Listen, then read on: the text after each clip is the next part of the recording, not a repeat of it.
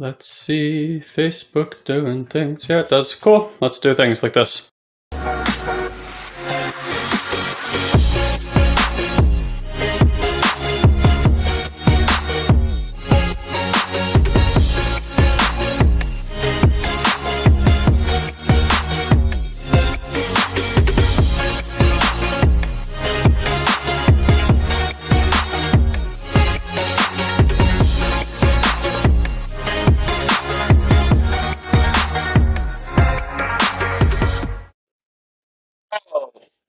I have no idea whether that did anything.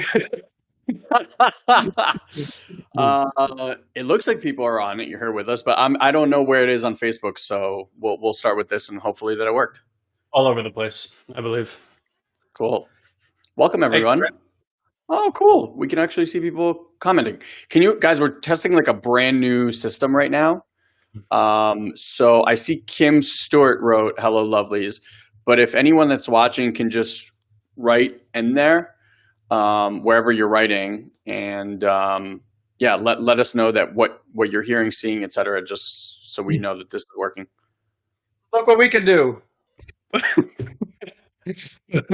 As zoom in. Whoa, so cool. He's like tipping over to one side, and they're like, "Oh," but the boat's not really tipping. They just have to pretend like it's tipping. So My wife. I will say that my camera, at least on my end, looks like crystal clear, and yours looks all pixelated. I don't know if that's other people's experience right now, It's probably the network connectivity issue. but cool, awesome. All right, so that thing worked out. By the way, I would love to get your guys' feedback. What do you think about our new name? What do you think about Old Souls and Seekers? We're actually, I think, going to rebrand. So we rebranded our Facebook group to that, kind of like that all what we were having before, personal development without the fluff, felt very 2016 to us versions of ourselves. So this felt more in line, and yeah, I think we're going to actually rebrand the podcast to not be the personal development without the fluff podcast. Hey, Don, I already did it.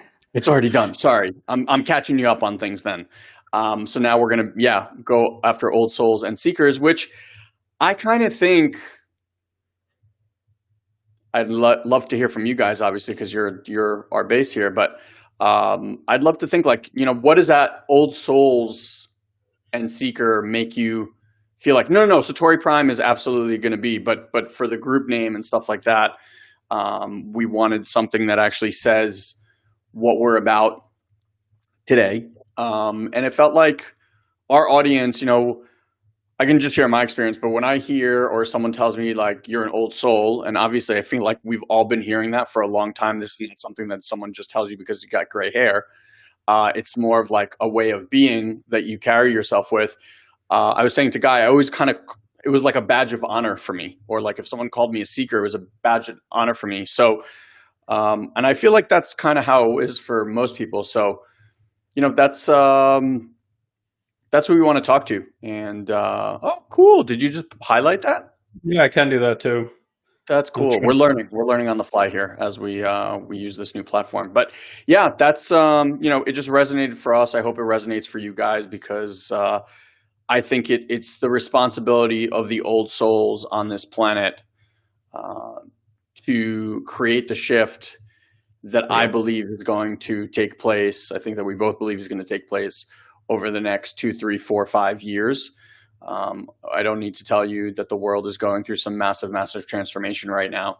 And I do believe it's up to us to remember who we really are, gain new tools and skill sets to be able to remember who we truly are, and then shine that out onto the world so that the planet, and the human race can evolve to wherever it is that we're evolving. So welcome to the Old Souls and Seekers tribe.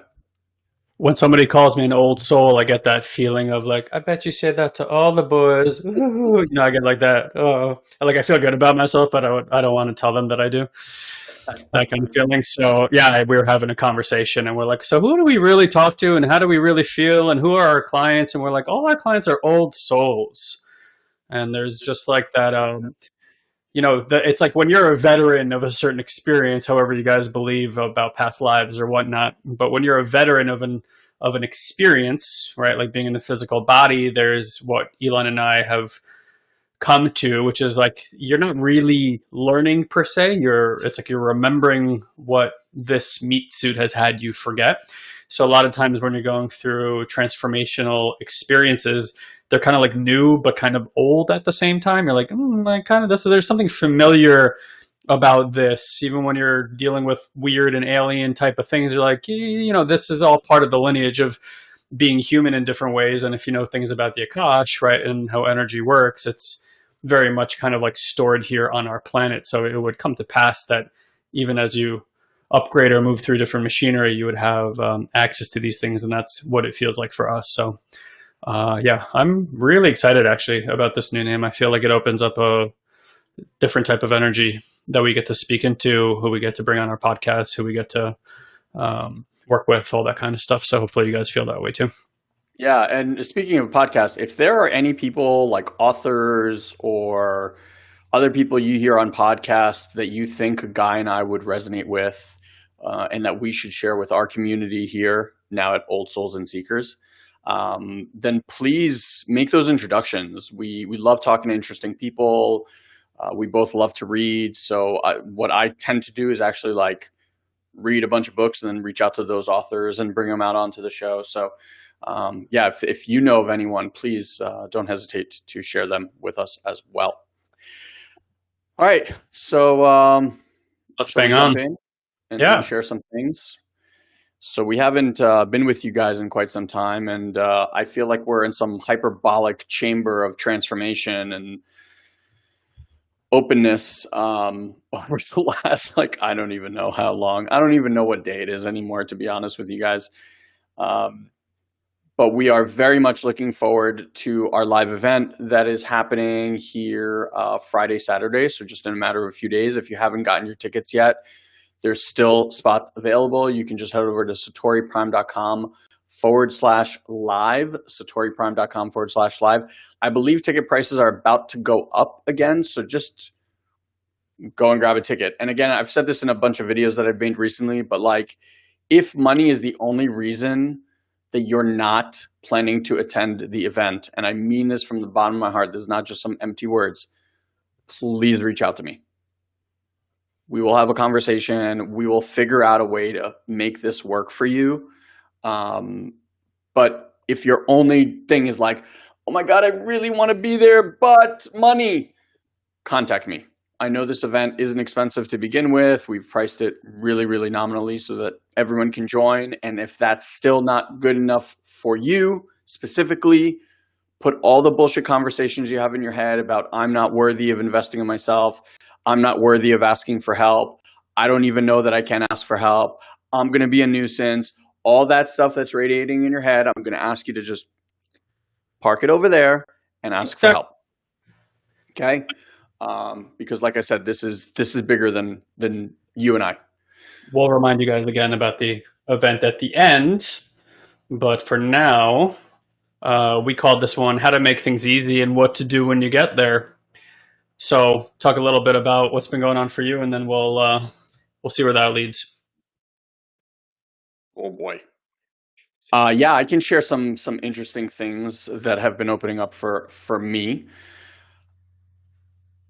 I'm in awe of this kind of work, and this is actually like part of the reason that we rebranded and part of the reason that we got rid of all of our previous programs and created all new ones is because, like I said, Guy and I feel like have been put in this hyperbaric chamber of transformation where all these incredible people are showing up in our lives, all these incredible experiences and teachings and guidance and openings. It's just, for the first time ever, and we've been at this since 2003, so 18 plus years of doing this work, I can honestly say that I'm at a place where the more I continuously and consistently do these practices, the more they continue to blow my mind. Like, whatever I thought they were when I started, however incredible they were, it almost feels like, right, the more we do them, it's like that same 5 minutes is now this like incredible experience, and the ability to do my solo practices or to sit in a group and have all these incredible experiences occur seems to just be getting faster and faster. And so that's really exciting, because I've actually noticed the opposite effect to be true with a lot of the mindset work, where it has this upward trajectory, then it kind of plateaus, and then it kind of dips down. Like it doesn't continue to have that same impact on you. Where this, I am just seeing like it just keeps getting better and better and better and better. So I want to share like a very personal experience with you guys. And if some of the words that I'm using or some of the experience that I'm having doesn't resonate or make sense, don't worry about it. Just stay open and listen from whatever part gets to hear this.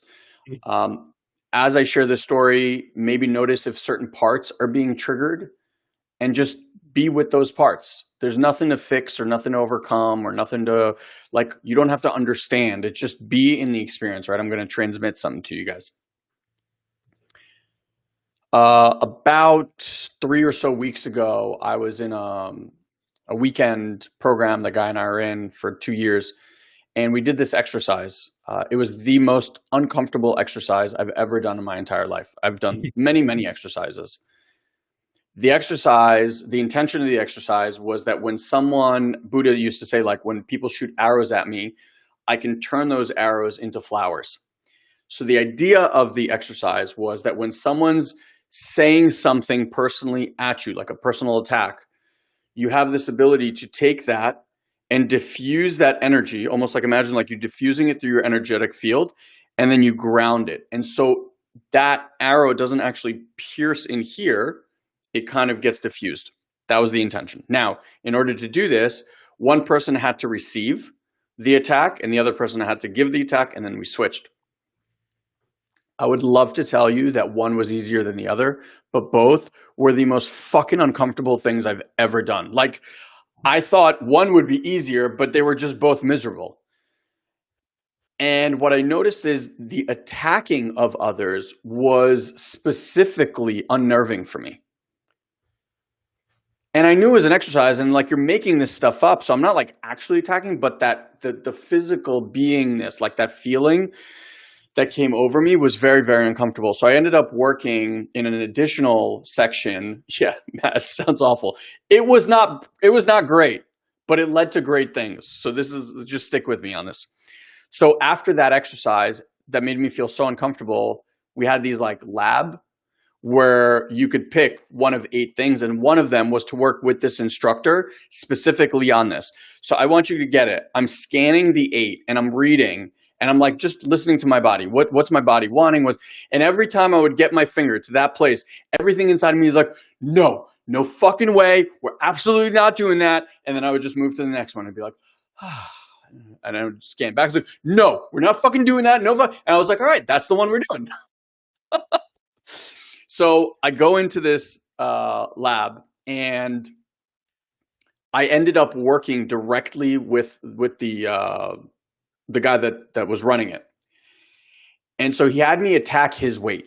He was like, hey, listen, come at me full force, attack my weight, whatever. So for 2 minutes, I'm attacking this human being, and I get nasty.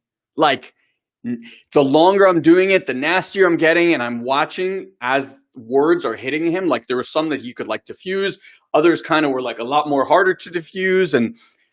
But after it was done, I had to get up and just jump around here and like shake myself out, because I felt disgusting. So disgusting. Like, and I'm starting to share this with the group, and what I felt was this older part. When I started doing this work when I was 21 years old, and it was the first time ever at that one seminar that I found out that all these years I would level people, either with my words, my thoughts, etc. And I never realized the kind of pain I was inflicting on others as I was going through growing up. And when I was making fun of someone and attacking this guy, it almost felt like this old part of me was starting to creep up. It was like this like ooze that was starting to overtake, you know, in the Matrix when he gets like swallowed up by that glass. It was, that's what it felt like. It was like building up, building up, building up, building up. And all I wanted to do was just be like, no, you cannot be here. And in that moment, I realized something that I have. It's not even a, it's not an aversion. It's not a uncomfortable. It was a hate towards a part of me that back in 2003, I kicked that little fucking boy out into the desert, buried him in some box, and was like, you never get to come play again. Ever. And a lot of the work that we do, I mean, people like Melinda and Kim and Jivan, you guys know this, but it's like, right? We're talking about love every part of you. When people talk about self-love, my definition is the ability to love every aspect of yourself and integrate it into the whole. And when I saw so clearly that I hated this part, that was a big red flag for me to go like, oh wow. So the practitioner I was working with started to reframe it. And that ability, right, like to knock people down comes from it's called the aggressive pattern or the fire pattern that they call in this program. Person. But at the same token, right, like everything has a shadow and everything has a gift. So what he was starting to reframe for me is that fire used properly could be the greatest tool to awaken humanity. It could be a laser for waking human beings up and to bring truth into the world. But when I put this mask of evil on top of it, I have no access to that gift. Mm. And I was like, whoa, okay. Because now, right, so there's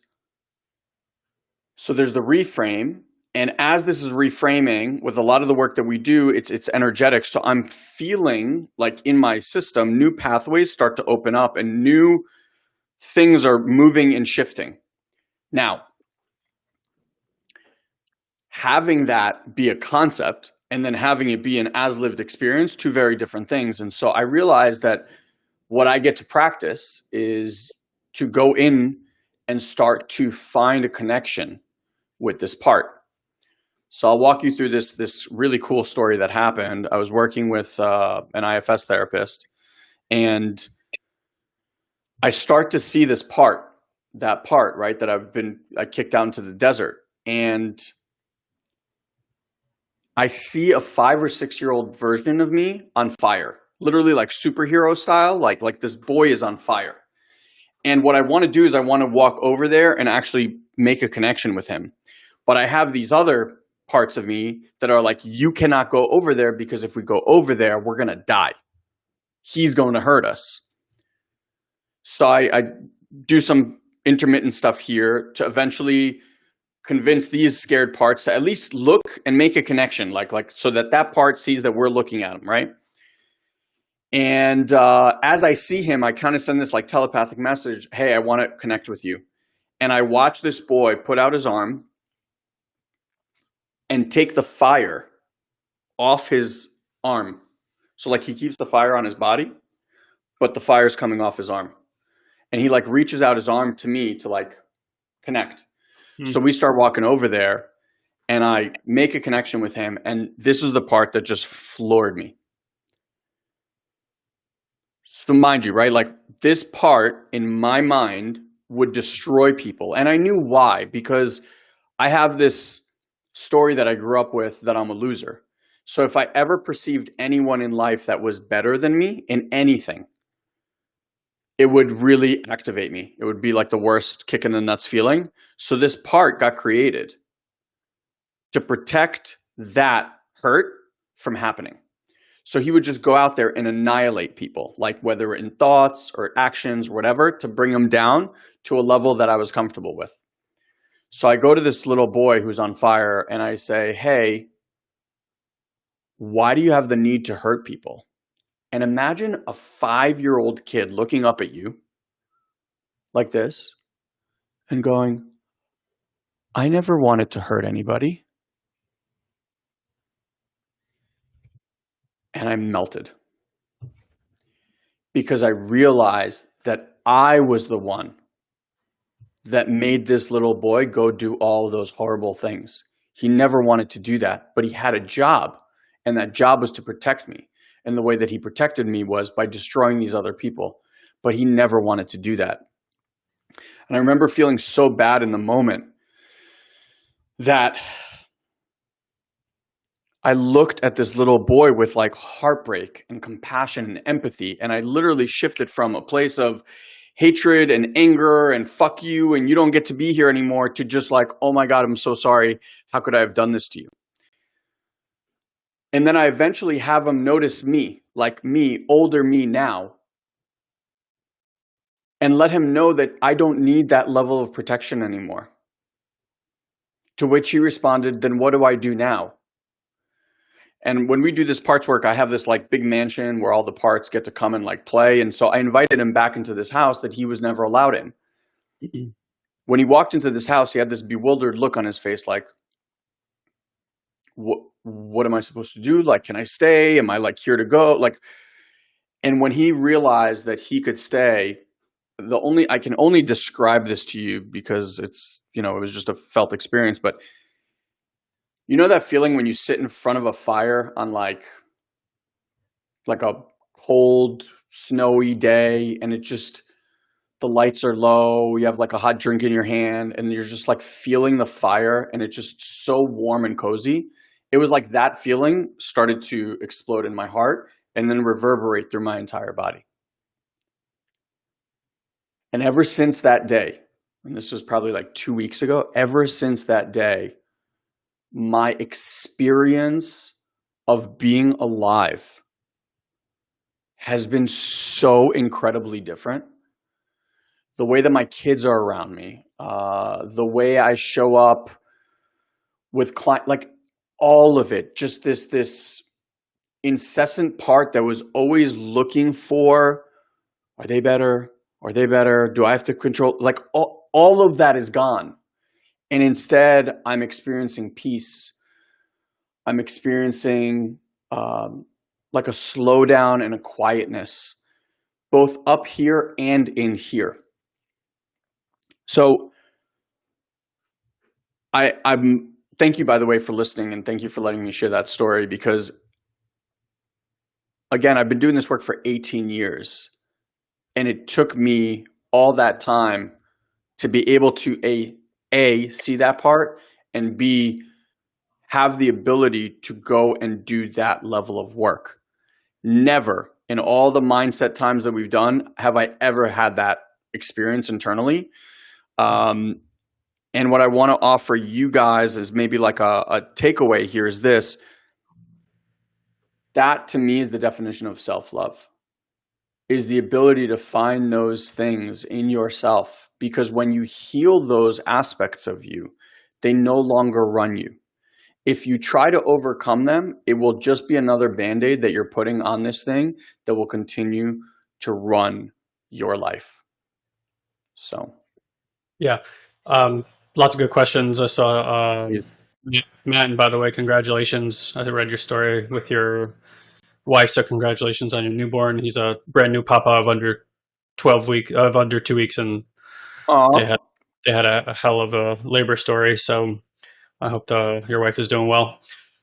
He was asking, and this goes to kind of maybe creating a distinction for people about the difference between the work we're doing now and the mental landscape of reframing and the personal development space. So he was asking, like, where do you think that belief for being a loser came from? Is there something that someone could have done differently to prevent that belief from manifesting? Good question. Great question. Um, I, so I'm going to answer this in two ways because I think like now as a father, you're already starting to plan like, oh my God, I never want my kid to have that. I'm just going to say this across the board. I have slightly older kids than Guy. Um, I'm of the belief that it almost doesn't matter what we do. The kid's going to grow up with some things that they're going to need to talk to or work with someone on. Like it just is, because there's no way that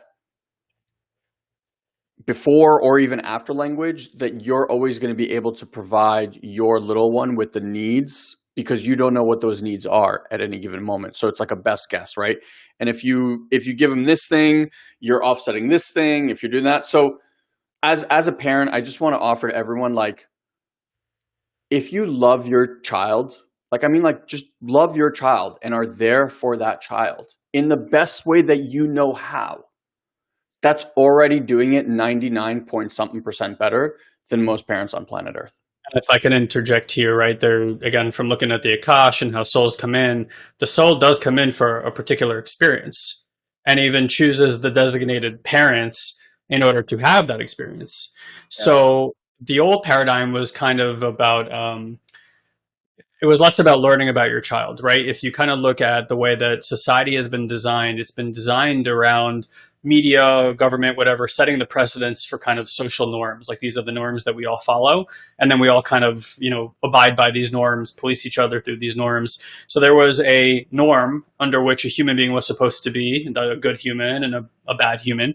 So prior to, probably the last generation or two, the common thought about raising children, and this applies to all of us because we've all been children at some point in time, was about breaking the child, creating obedience, right? Like don't talk back. And again, you see this kind of struggle right now with like the new and old paradigm where we look at, or so a lot of people look at millennials and will say, oh, they're entitled, and looking from the old energy and the old paradigm, it does look like entitlement. But it was like that is, the way that it is now is naturally what would have lent itself to every generation wanting it to be easier for the next generation. And then we get into this habit of, well, because it wasn't easy for me, I'm going to make the last generation wrong for where it's easy for them. What we don't see is where it's more difficult for them. Or like I didn't grow up with social media. I didn't have to go from high school where my peers may have been saying something about me, and then I got to go home and catch reprieve from that. Where today a child might go home and it's like they just feel like they're being bullied nonstop, from that. Like I didn't have to deal with that as a child. They do. So, kind of what Elon's pointing to is like if we try to create obedient children. What I feel like has changed now, certainly for me, is instead of giving my son structures in the way of what's the right and the wrong way to be a human being, what I'm looking for is to learn or listen for or be in the energetics of and align myself to looking at what did the soul actually come here for? Like, Yeah. who are they and how can I learn about who they are and then give them a structure around that, right, as much as humanly possible to help them discover that path and be in purpose and mission maybe a lot sooner than I would have gotten into, instead of, hey, you have to take this path, you have to go to school, you have to do this, you have to be this way all the time. So I don't find myself using that language or that kind of energy with my children at all. The more I look out into the landscape and I see how people are raising their children, I am seeing this kind of new energy being applied to children, and I think that's the big change. So just to kind of like go back to the question, yeah, I don't think there's anything we can do to protect children from the experiences that they came here to have. Even if you give a child the best childhood, at 10 or 12 years old, they might say, I want to try something completely new unconsciously, or the soul might request that.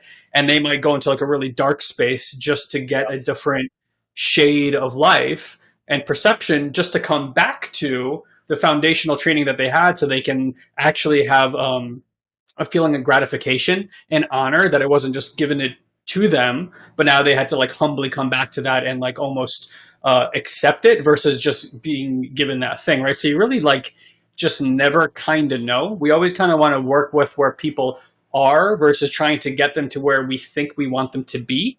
And I think that's the big change here, to talk to that point, Matt, which is personal development again has a frame about what's a good and what's a bad human being, and then how, well, let's reframe this because this is a good frame for that person, this is a bad frame for that person, instead of like, hey, let's actually tune into what's going on in this person's body in the energetic field. Let's teach them how to gain awareness with that, and then let's show them how to bring presence into that, so that the divine, natural, call it whatever you want, universal intelligence that knows how every neuron in their brain and how every fragment of their body is put together, right, which no human being could possibly know, also knows how to create alignment for that system, because only that system can know how that alignment works.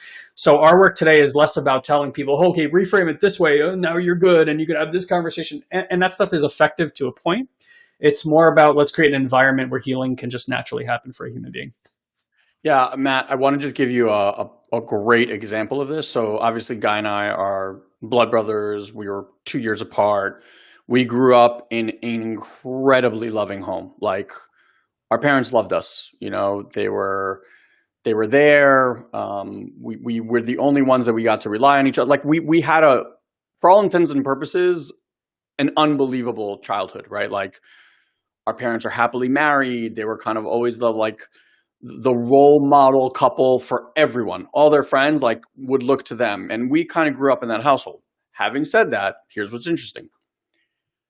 Each one of us is made up in our own unique way. So, same dad, okay? And what again, this is just something that we're realizing a lot more recently, because we always looked at our parents as like the most amazing, perfect parents. And when someone was like, your parents weren't there for you, we were like, shut the fuck up. You have no idea what you're talking about, right? Like that was our reaction because they were incredible. What we're starting to realize is that there are emotional, not just physical, there are emotional needs that every human being has. And if those emotional needs aren't met, then something has to rewire in the system. So I'm not going to go into like the full details, but same situation, right? Like I realized that my dad wasn't going to meet certain emotional needs. Guy realized dad is not going to meet certain emotional needs. But how we dealt with that went in polar opposite directions.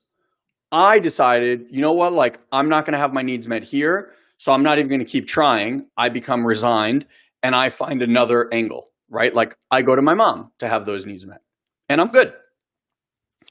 Guy gets angry that those emotional needs aren't met and keeps trying over and over and over to get those needs met over there and keeps getting disappointed, which leads to more anger, which leads to more anger.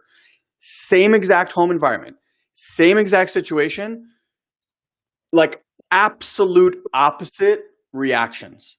Yep. And those reactions, and this, by the way, happens when you're super young.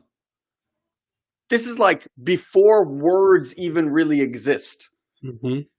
or at a very, very young age. Like you're pre-verbal basically, right? So this is all happening, and then this starts to create all of these structures and patterns that now you live out not just with your parents, but with your friends, with teachers at work, with yourself, with intimate partners, with business, and it just loops and loops and loops and loops and loops until one day you meet people like Guy and you have an experience and you go, holy shit, like this is why I do all of this stuff. And everything starts to just break away. So it doesn't matter so much about the what is happening. As a parent, and Jivan knows this, like, I mean, she can tell you stories up the wazoo between her and her son in doing work with us. But like, when you begin to find love for yourself, I think someone said this here before. Yeah, like this, I don't know who this Facebook user is, but loving myself intensifies my love for my family and others. Yes, exactly. And then they feel that, and that is healing energy for them as well. Yeah. And that's the cool part of this. It's like you don't have to worry about focusing on other people. You just get to worry and like, well, not worry. You get to just do the inner work on your own. Yeah. As you introduce what we call like safety and well-being back into your system, which I'm telling you right now, cannot be done from personal development work. It will like scrape the surface of that. It will not get in the trenches. It won't go deep. There is an awareness that you can develop in the body that anybody who's sat in extremely long-term meditations has accessed, things of this nature that can lead to a secondary awareness that most of us are treating like a secondary awareness that Elon and I are actively working on as creating as a primary awareness. So if you think about what that means is most of us, what is the awareness we have? We have our eyes, ears, right? And then we process this holographic reality through this conditioned brain that has all these programs around how it's constantly interpreting reality and trying to create safety. Now, you can understand all that stuff, and it's very interesting to understand the philosophy and psychology of the mind. Fantastic. But regardless of what philosophy or psychology you understand, like, how many of you guys know some family whose mom or dad was a psychologist and whose kids were not raised to be that awesome of human beings? In fact, the kids are kind of fucked up, right? Like you will meet a lot of psychologists whose kids are not very well like put together well, right, by social norms kind of things. And again, a lot of that is because what are most of us teaching for? Those of us who are educators, if you know like somebody who's in a very specific marketplace, guess what problem they had that they were trying to solve, right? And because they tried to solve that problem, they got pretty good at solving that problem, and now are teaching that to other people. But that means also that that's like the torment that they dealt with, right? So my point here is that it doesn't really matter what you understand. Like you can come back to that event, right? That Matt was kind of alluding to, that Elon had pointed to a million times before in his life. It's like, let me think about that event. Let me think about that event. Okay, let me think about that event. After you come back to that event 50 times already, and you've negotiated and you've reframed it and you've done all these things to it, you're going to be like, why do I got to keep coming back to this event? Because if mindset worked, if personal development worked, you wouldn't have to come back to that event at all.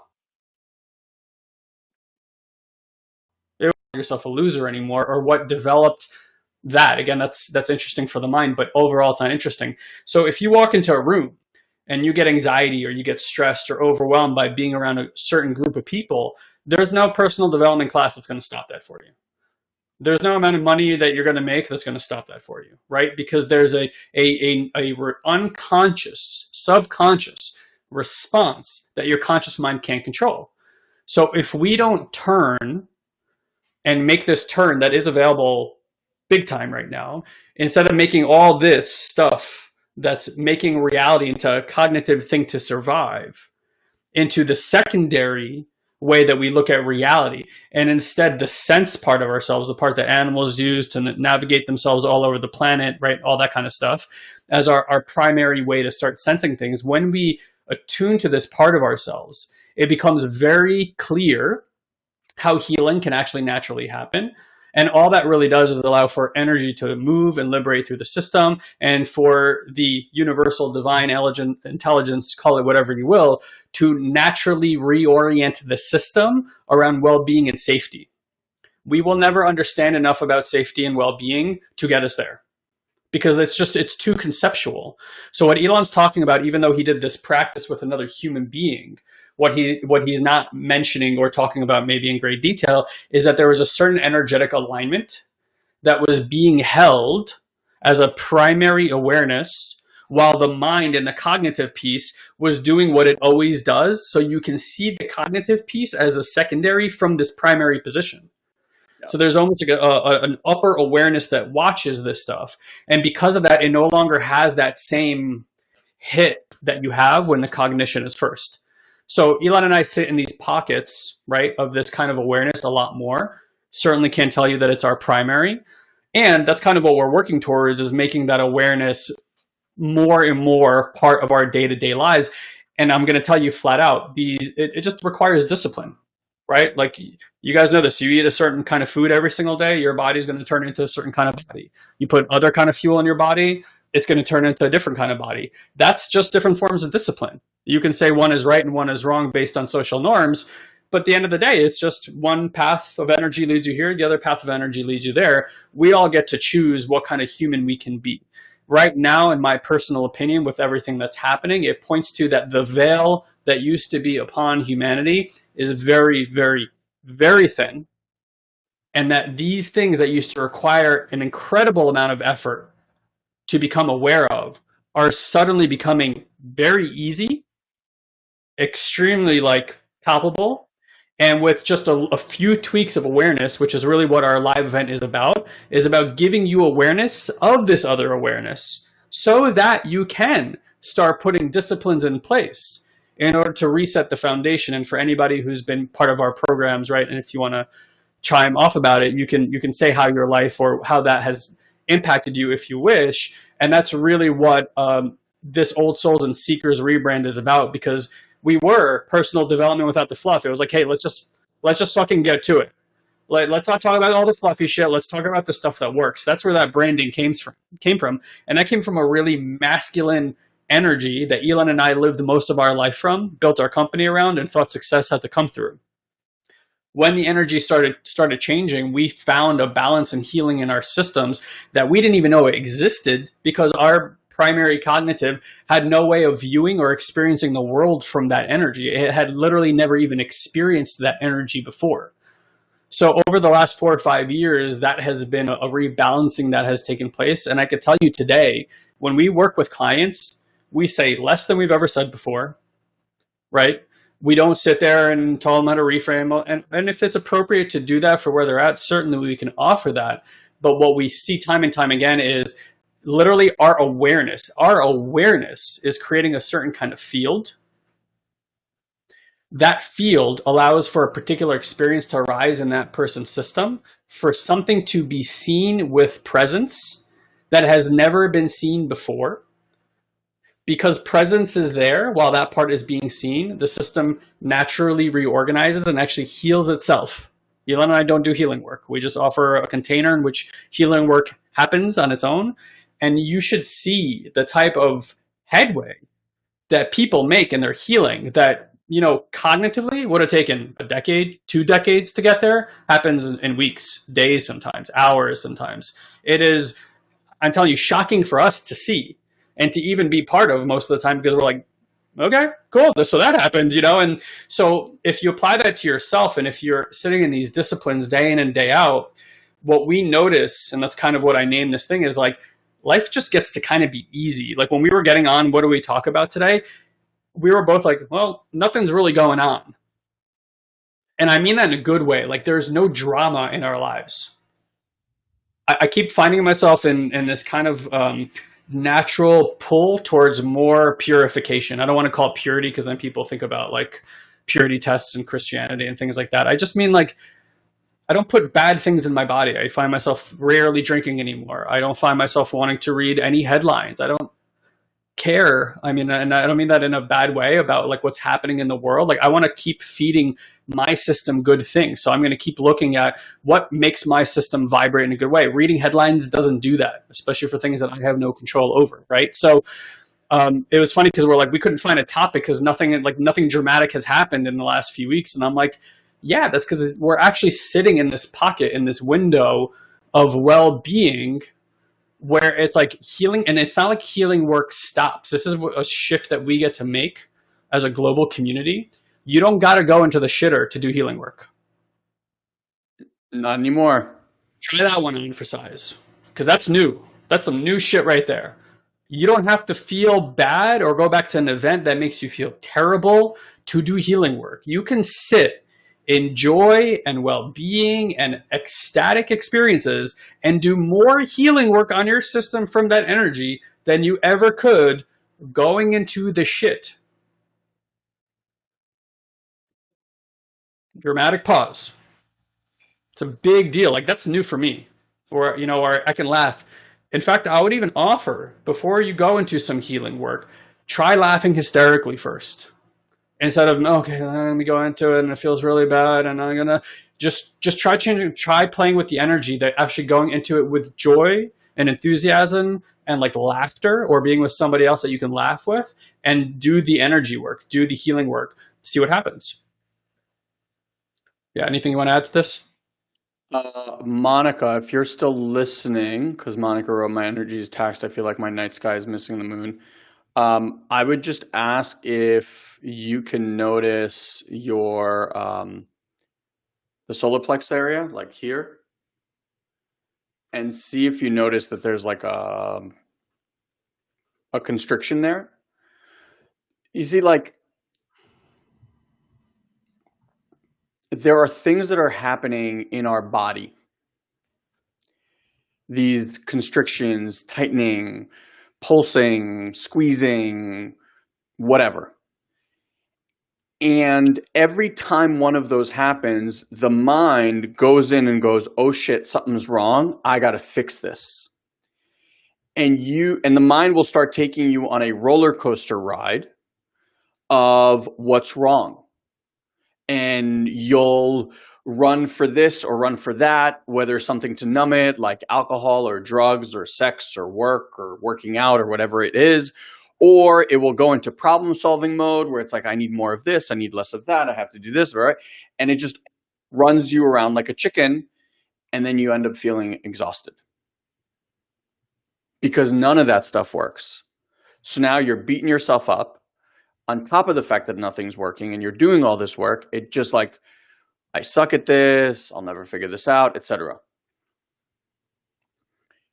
So Monica, if that's accurate and you feel that, we have a couple of meditations also that people can do, but a lot of the work that we do with people today is we're not really interested in you understanding from a mind place what's happening.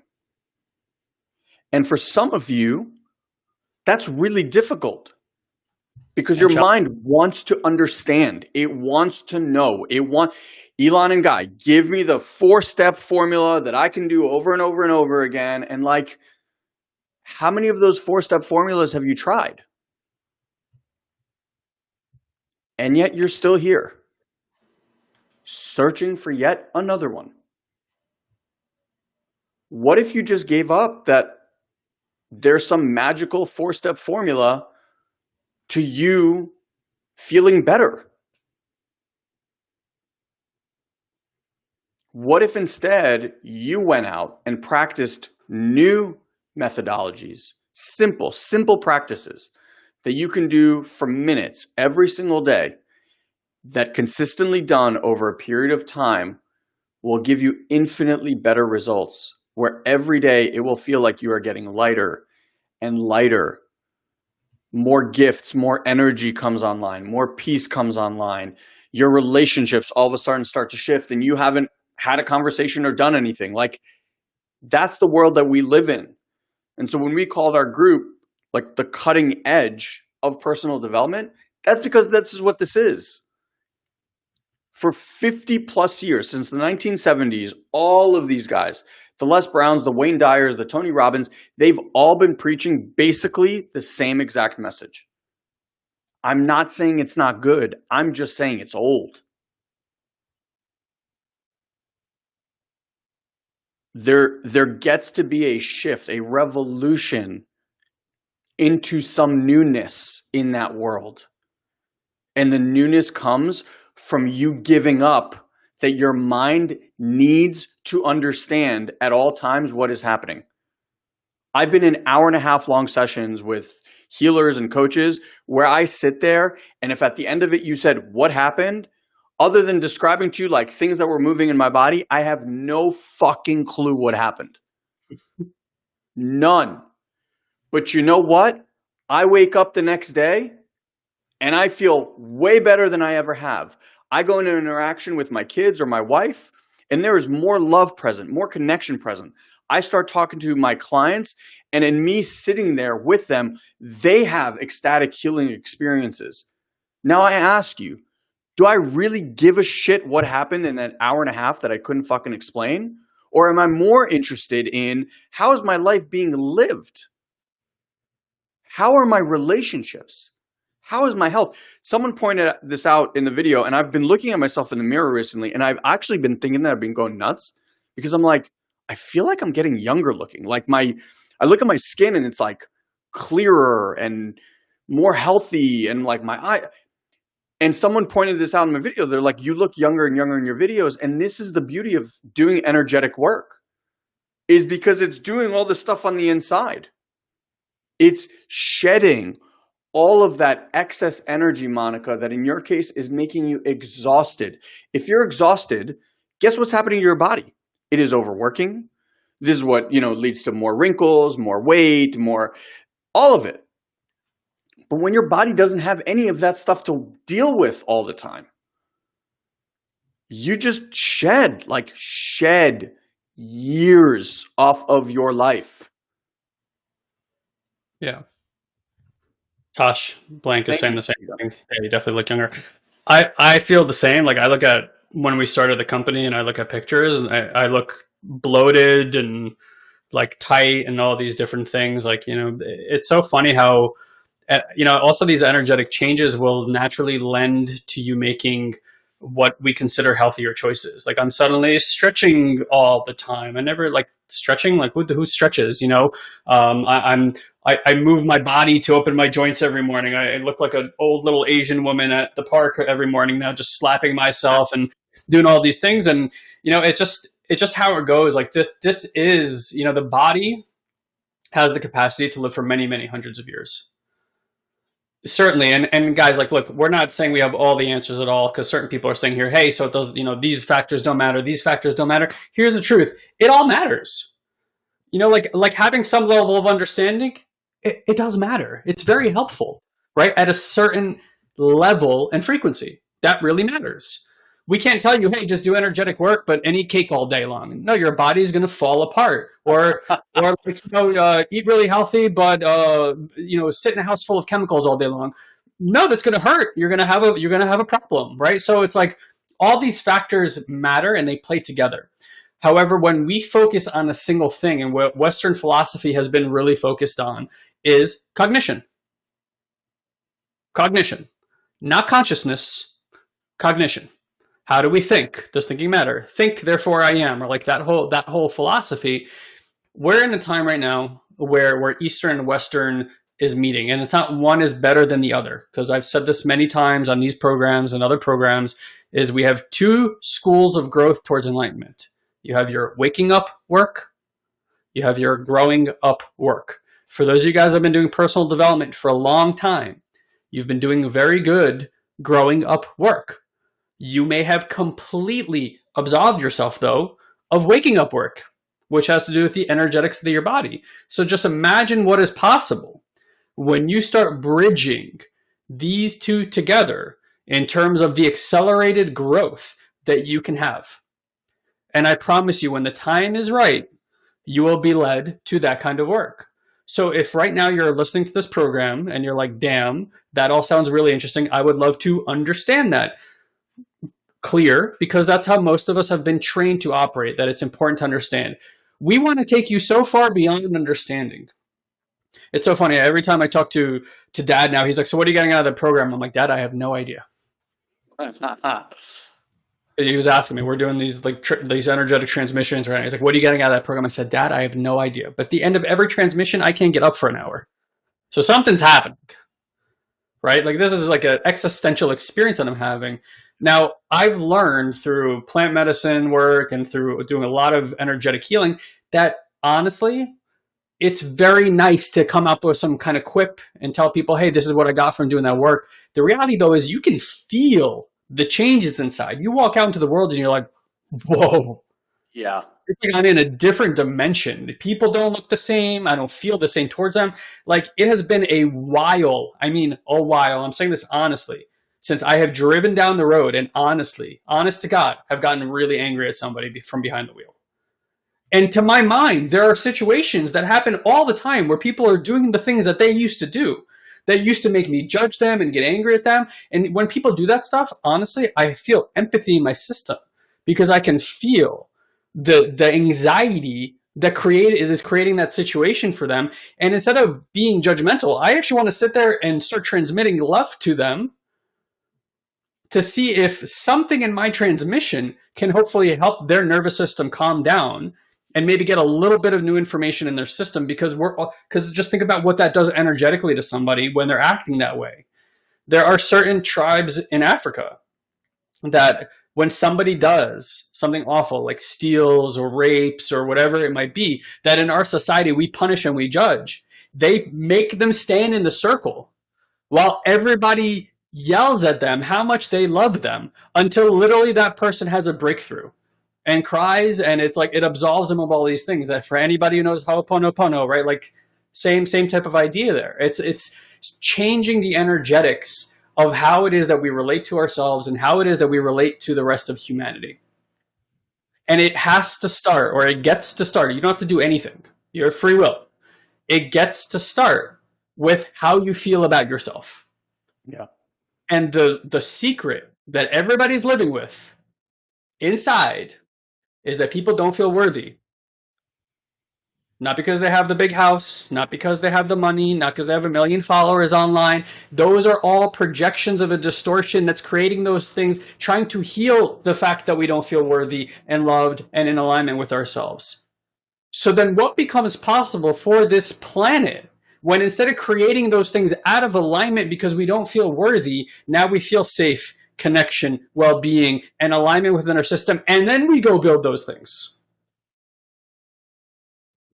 So if you're the type of person that wants to find out, not to understand, and instead to have a direct experience that realigns the energetics of your body, which by the way will teach your mind, because you guys notice we are talking about how reality is showing up differently. So that's why we don't need to understand it, because reality naturally shows up to meet the new energy. Yeah. It's a hologram that is always reflecting your energy. So if your energy is changing Can't from not within, do anything else. It yeah, just cannot. It has to reflect what is happening in here. yeah. It is literally how the machine works. There is a holographic mirror in front of you that relates to you exactly where you are. Most people are waiting for God to like speak to them, to have some kind of epiphany, and they think, oh, well, there's no generosity on this planet. Well, I would challenge you then to look at your own generosity. Are you showing up generous? And you're going to say, no, I'm not, because the world's not generous. And I'm going to tell you that's why the world's not showing up generous for you. It is sourcing itself from your energy. You like God is not something we need to look outside of ourselves for. It is something that lives within, and it is old energy that created a paradigm that you needed some segue outside of yourself to meet your maker, or to tell you what your relationship to your maker could be. Right? Like that was a way that was needed, and it's an energy that is no longer needed. It will always be there. Old energy will always be there, just like once we move to electric cars, fuel will still be in the ground for usage. We just won't use it anymore, right? It's the same kind of thing. So if you guys are interested in having this kind of experience, that's exactly what our events are about these days. So again, we decided to change our model because our prices start at $5,000 for our group training programs. And we understand that for a lot of people, that's out of their range. So we do 2-day intensives now about every 2 months. And the way you get to our next intensive, which is this Friday and Saturday, is you go to satoriprime.com/live and go ahead and grab your ticket. Prices are going to go up very shortly because they're at their last little bit of discount right now. So if you want to take advantage of a $100 discount, do that. We also have payment plans. So we try to make it as easy as humanly possible for you guys. If you don't absolutely love this program, I mean, if it doesn't knock your fucking socks off, if you're not just sitting there in awe of your human experience at the end of these 2 days, come get your money back. Come get your money back. We're here. We are. People say this all the time. I built my business to serve. The money is nice. We all do business for money because money has become a way to survive. But here's the reality is we shouldn't keep your money if we're not serving you. So if you feel like you got a lot of service from what we're doing, awesome. If not, just come get your money back. And guess what? We are still so happy to share with you what we have been up to and what has taken us literally 2 decades and over $1 million of personal investment within ourselves to get us to a place where we can even transmit this stuff to you in an integrous type of way. Yeah. So I think I'll leave it at that, unless you want to add something more. Yeah. Again, if you have any, like, go to that page and just watch the testimonials. Like, don't even take our words for it. Like, just watch some of the people that have gone through that same event and see for yourself. Someone in there has your story. Yes. And you're going to hear and go, holy crap, that's exactly what I've been wanting to shift in my life. I know that it is so scary to invest in ourselves because we don't feel that we're worthy of it. We don't feel that it'll work for us. We don't know. There's uncertainties, all of that. I get it. I get all of it. It happens every time I invest in myself. We just paid $7,000 for a program that we're in the exact same boat with you guys. And at the end of the day, here's what I look to. I listen, not with my ears and I watch, not with my eyes. I feel with my body and with my heart. And if my heart pulls me towards it or vibrates and goes, yes, then I quiet all the other stuff down and I take action. Because I've been doing this long enough. Guy told you, we've invested $1 million in ourselves. That is not a fictitious number. We've actually done the math. When I follow this, the rewards that come instantly from the moment that I say yes are infinite. It's like it's like the universe has been waiting for you just to say yes to yourself. Not to me, not to Guy, not to Story Prime, to yourself. I am this worthy. This is what I'm going to do for me. And the universe goes, we've been waiting. Thank you for playing. Here you go. And you'll see in people's testimonials, money, job, relationship things, weight loss, like anything that you've been wanting, you got to play the game. Standing on the sidelines and reading a book and opining about your life and everyone else's isn't working. Trust yourself. The more you trust yourself, the more this stuff starts to play out in this way. It has to start somewhere, and it has to start with you. We've made this the easiest thing to do. Trust yourself, and like I said, if at the end of it, it wasn't your cup of tea, ask for your money back. That's it. Simple as that. You literally have zero at stake. Practice. Practice saying yes to self. Yeah. Beautiful. All right, guys. For those of you guys who are here, thanks for joining us. Hopefully, we see you guys at our live event. We look forward to participating and also not just teaching, but learning from you and enjoying sharing in your space. With that said, my friends, thank you again. We love you. We'll see you next time. Happy Tuesday, everybody. Bye, everyone. Bye-bye.